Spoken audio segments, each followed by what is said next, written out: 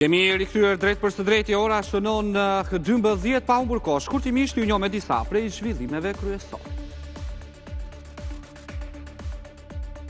Banorët e Vlorës u mblodhën gjatë ditës parabashkisë të qytetit për të protestuar për ujin e pishëm që mungon prej 4 ditësh. Me thirrjet Ponaz Kolera, ata i hodhën letra higjienike policisë.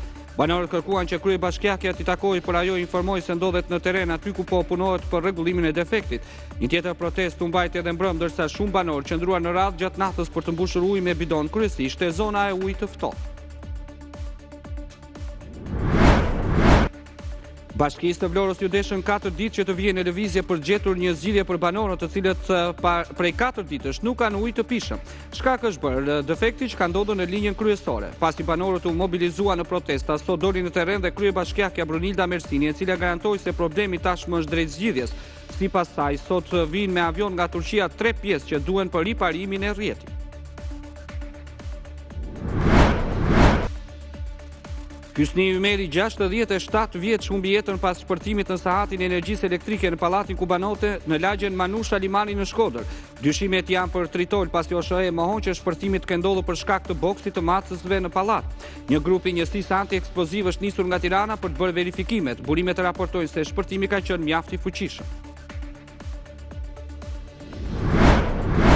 Duke bërë një bilans për vitin 2025, kreu i gjykatës së lartë Sokol Sadushi foli për ulje të stokut të dosjeve, por problem thelbësor, cilësoi cilësinë e dobët të rekurseve. Një tjetër shqetësim i shprehur nga Sadushi ishte edhe mungesa e burimeve njerëzore, pasi nga 417 gjyqtar të parashikuar nga struktura organizative, në gjykata janë vetëm 307 të tillë.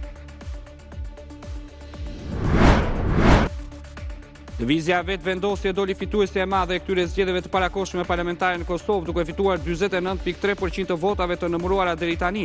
Forca e dytë rezulton PD-ja e Bedri Hamzës, ndërsa e treta LDK-ja e Lumir Abdixhikut. Fitoren më të madhe Albin Kurti e korri në Prishtinë. Kurti e cilësoi si fitoren më të madhe në histori që i hap rrugë në mandatin e tretë si kryeministër.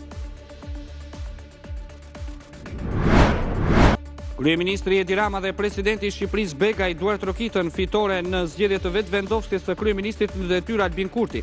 Në rrjetet sociale Rama shpreh urimin që mandati konfirmuar nga populli i Kosovës të kthehet në suksese në mbarësi për Kosovën, si dhe për marrëdhëniet vllazërore mes dy shteteve tona.